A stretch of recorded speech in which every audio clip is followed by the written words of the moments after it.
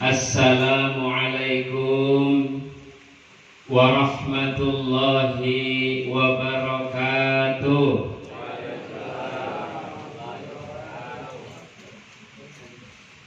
Bismillahirrahmanirrahim. Alhamdulillahilladzi an'amana bi ni'matil iman wal islam, alladzi akhrajna minadh dhulumati ilan nur wa ja'alna min khairi ummah ukhrijat linnas ta'muruna bil ma'ruf wa tanhauna 'anil munkar. Ahmaduhu ta'ala wa ashkuruhu la uhsi sana'an 'alaihi, alladzi anzala sakinah fi qulubil mu'minin liyazdadu imana ma'a imanihim. Ashhadu an la ilaha illallah al-wahidul qahhar wa ashhadu anna Muhammadan abduhu wa rasuluhu sayyidul abrar. Wa nusalli wa nusallimu ala khairil anam sayyidina wa nabiyyina wa habibina wa syafi'ina wa maulana Muhammadin wa ala alihi wa ashabihi wa man ihtadahu bi sunnatin ila yaumiddin. Faqala Allah ta'ala fil Qur'anil Karim, summa awhayna ilaika anittabi millata Ibrahim hanifa wa ma kana minal musyrikin. Qala Rasulullah sallallahu alaihi wasallam, alqi angka sya'rul kufri wa ahtati. Amma ba'd.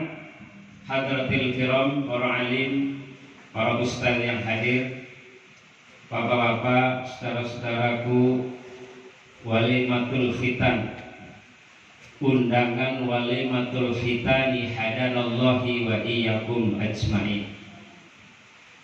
Pada kesempatan yang insya Allah dimuliakan oleh Allah Subhanahu wa ta'ala ini, kemudian untuk menggugurkan suatu kewajiban di mana kita hadir di sini, Rasulullah Shallallahu Alaihi Wasallam memberikan satu nasihat.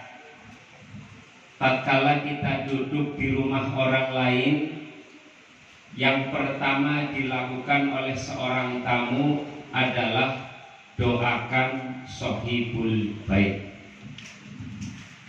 Jadi kalau kita statusnya sebagai seorang tamu, yang pertama dilakukan oleh seorang tamu adalah mendoakan sohibul hadiah.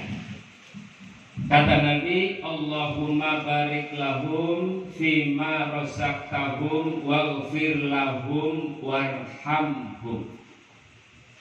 Ini merupakan tugas dan kewajiban yang pertama seorang tamu. Ya Allah, mudah-mudahan pada kesempatan malam hari ini Engkau turunkan keberkahan, wabil khusus kepada sahibul hajjah, yaitu Bapak Nur Hadi dan Ibu Siswanti. Baik berkah rezekinya, berkah umurnya, berkah kesehatannya, bojone tambah nurut, anak-anaknya wis diputu durung. Mudah-mudahan anak-anaknya kelak menjadi anak-anak yang taat kepada Allah dan taat kepada Rasulullah sallallahu alaihi wasallam. Allahumma amin ya rabbal alamin. Para alim, para ustaz, hadanallahu wa iyyakum ajmain. Kekayong kakon wis bengi. Disepakati pirang menit bae, Pak. Endah sampean aja glendeng. Masya Allah. Nanti duit kode, Pak, aja suwe-suwe. Alhamdulillah, pada kesempatan malam hari ini sedikit Al-Fakir akan memberikan satu nasihat bagi kita, terutama sebagai orang tua. Karena kita setelah sudah mendoakan kepada Sohibul Bait, maka kewajiban yang kedua, karena kita sudah diberi minuman dan makanan, maka kata Nabi, Allahumma at'imman at'amani wasqiman sakoni. Itu doa seorang tamu setelah menerima makanan dan minuman. Dan insya Allah nanti pada saat kita menerima suatu oleh-oleh sebagai saksi, maka kalau bisa doakan lagi. Tapi memang kebanyakan tidak diamalkan oleh umat Islam. Maka kita jamak dulu, Pak. Allahumma at-iman at-amani was-iman sakoni. Ini doa seorang tamu tatkala menerima pemberian dari sahibul hadiah. Ya Allah, mudah-mudahan Engkau ganti makanan dan minuman yang lebih baik daripada yang disuguhkan oleh sahibul bait, baik di dunia maupun di akhirat. Hadirin yang berbahagia, bicara tentang khitan, ini langsung saja.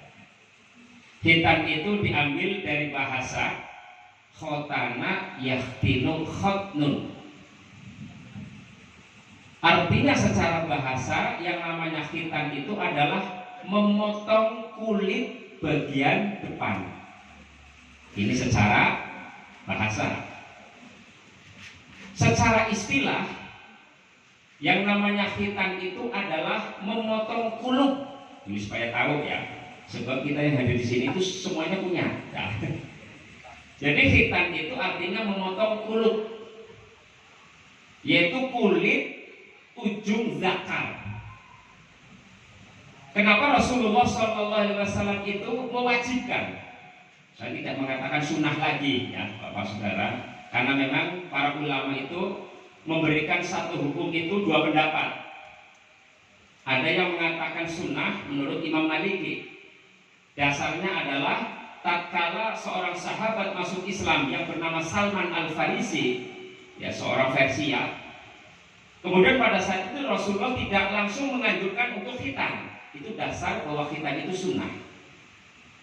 Tetapi ternyata menurut Al-Quran, Quran surat An-Nahl ayat 123, dan juga menurut Imam Syafi'i, dan juga menurut hasil riset ya, ilmu dan fatwa Syekh Muhammad Shalih Al-Utsaimin, bahwa khitan itu sekarang hukumnya wajib. Nah, di mana ayatnya? Summa auhayna ilaika anittabi millata Ibrahim hanifa. Ketika kami berfirman kepadamu wahai Muhammad, ikutilah agama Ibrahim, termasuk masalah khitan. Kemudian ada satu hadis mengatakan malayatimul wajib illa bihi wajib. Jadi jangan sampai mengatakan sunat lagi ya. Jadi khitan aja, khitan. Ya. Khitan hukumnya wajib, bukan sunat lagi. Ya. Malayatimul wajib, sesuatu yang tidak sempurna wajib, illa bihi wajib, kecuali dengannya menjadi wajib. Singkat saja supaya ada pengertian. Jadi menurut Imam Syafi'i, khitan itu memang awalnya sunnah. Nah, tidak sempurna wajibnya. Tetapi dalam bab toharoh, ataupun bersuci, bagi orang yang tidak khitan, nah ini khusus bagi orang yang tidak khitan, dan ternyata ini sudah ditiru oleh orang-orang kafir, Pak. Ya, ini khitan ini sudah ditiru oleh orang-orang kafir. Karena apa? Hikmah khitan itu luar biasa. Jadi awalnya itu sunnah. Tetapi dalam bab toharoh, orang yang tidak berkhitan, maka pada saat kencing di ujung kuluk namanya, itu ternyata masih menyisakan beberapa tetes pada saat kencing. Maka pada saat bergerak, apalagi langsung sholat, naudzubillah summa naudzubillah, maka sudah yakin tetesan itu pasti akan keluar di sarung kita, maka menjadikan sholatnya batal. Malayatimul wajib illa bihi wajib. Oke, jadi sekarang khitan itu hukumnya wajib. Dasarnya Quran surat An-Nahl ayat 123, dan hadis Rasulullah disampaikan oleh sahabat Abu Hurairah, diriwayatkan oleh Abu Dawud. Oke, cepat saja. Khitan itu merupakan salah satu fitrah manusia. Kata Nabi, khamsun minal fitrah, bahwa yang namanya fitrah manusia itu ada 5. Yang pertama al-khitanu, Itu ranking pertama khitan. Kemudian yang kedua wal istihdadu. Mohon maaf, yang kedua ini fitrah manusia adalah mencukur bulu kemaluan. Bulu kemaluan. Tapi mohon izin Bapak saudara-saudara, ada satu pengalaman pahit bagi saya. Tolong bagi bapak-bapak saudara-saudara hadir di sini, pada saat memotong bulu kemaluan itu jangan sampai di tukang cukur. Halo? Nah, karena pernah pengalaman saya punya teman tukang cukur, biasa itu buka malam hari Pak. Ternyata suatu ketika ada orang kelainan Pak, minta cukur bukan cukur rambut atas tapi cukur rambut bawah. Suatu ketika dia menolak teman saya Pak, tapi ngancem, bahkan rela membayar uang 200.000. Halo? Jadi mencukur bulu kemaluan itu rela membayar 200.000. Ini kelainan Pak. Tapi akhirnya karena ancam dia mau. Kemudian suatu ketika dia tidak buka lagi malam hari. Ini naudzubillah summa naudzubillah. Jadi kata Rasulullah, alqi angka sya'arul kufri. Maaf. Kata Rasulullah, buanglah darimu rambut kekufuran. Kenapa Rasulullah menganjurkan bahwa kita disuruh membersihkan bulu kemaluan? Karena ternyata kata Rasulullah bulu kemaluan adalah rambut kekafiran. Makanya gampang baik orang Jawa ada orang dicukur bukan kena sleting Pak. Maka itu Rasulullah memberikan satu solusi, wal istihdadu, bersihkanlah bulu kemaluan. Oke, itu masuk fitrah. Kemudian fitrah yang ketiga yaitu wat taklimu atfar, yaitu apa? Memotong kuku. Jadi orang Islam memang dianjurkan untuk memotong kuku, jangan memanjangkan kuku. Mohon maaf bagi saudara-saudara kita yang masih memelihara kuku, Islam mengajarkan untuk dipotong. Mohon maaf ini. Jadi fitrahnya supaya sempurna. Kemudian yang keempat, membersihkan bulu ketiak. Jadi itu fitrah kata Rasulullah. Dan yang kelima adalah mencukur kumis. Pokoknya kita kembali kepada khitan. Khitan zaman sekarang itu enak Pak. Tidak seperti khitan di zaman saya dan bapak-bapak dulu. Kurang lebih sekarang kayak bocah sunat sadina mari ya Pak. Sadina Pak, orang dina Pak. Di zaman kemien ke sunat marine setengah bulan apa sebulan. Ya, zaman sekarang itu enak ya, khitan itu mudah sembuh ya. Apalagi didoakan dulu Masya Allah pada saat saya khitan Pak, Masya Allah itu pakainya cengkal apa gue tepes ya. Saya pernah dibohongi oleh tetangga Pak, kok nari pengen mari kungkum nang kali, makanya umai nyoper kali kemiri Pak, nurut kungkum barang kungkum anak iwak-iwak dicopot Pak. Dongen Pak mari malah tambah berubah. Ini satu contoh. Akhirnya apa? Harusnya setengah bulan sembuh jadi 1 bulan. Itu dulu. Tapi sekarang luar biasa. Khitan itu mudah sembuh karena memang berbagai macam teknologi. Nah khitan. Jadi khitan pertama tadi hukumnya sunnah. Kemudian datanglah dalam suatu riset ilmu dan fatwa. Ya, Syekhul Islam Ibnu Taimiyah mengatakan bahwa malayatimul wajib ila bihi wajib. Sepakat. Jadi yang namanya khitan sekarang hukumnya wajib. Karena apa tadi? Masalah disinggung dalam hal bab thaharah. Nah, kemudian juga turunlah ayat tadi ya pada saat Ibrahim. Nah, ini kembali kepada masalah ayat ini. Kenapa Rasulullah disuruh oleh Allah untuk mengikuti agama Nabi Ibrahim, terutama masalah khitan. Dan perintah ini kepada Nabi Ibrahim, insya Allah pada saat Nabi Ibrahim ini umur 80 tahun. Ya, coba kita resapi, umur 80 tahun tembe dikongkon sunat. Ya. Kita bisa membayangkan dia nanti nyong sampan ke umur 80 dean ayo guntingnya orang mempan dean ya, saking alot ya. Alhamdulillah sekarang itu minimal umur kadang-kadang mungkin apa 7 tahun, 10 tahun ya, kemudian SD kelas berapa ya sudah dihitamkan. Lah ini makna hitam yang sebenarnya. Maka alhamdulillah tadi sudah diberikan satu doa oleh Sahibul Hajah dan pembawa acara. Satu doa penting dari Nabi Ibrahim. Ya. Jadi cuma singkat Pak, mendoakan anak-anak yang soleh itu cuma singkat. Rabbi habli minas solihin. Itu doa Nabi Ibrahim Pak.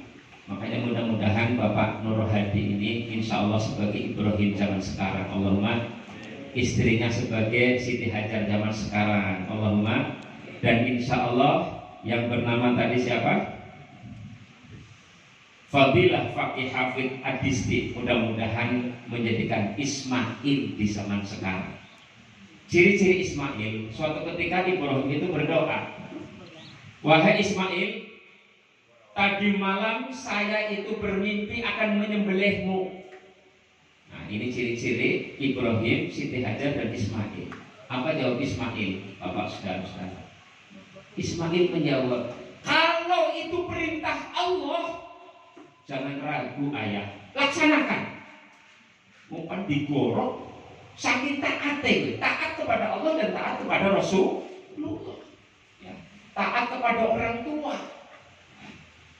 Coba seandainya di zaman sekarang, sampai misalnya kok bunyi ngimpi pan gorok anaknya, apa jawab anak sampean Pak? Ya, Dean jawab anak kesampan, bapaknya kayak mus gendeng Dean. Ini satu contoh.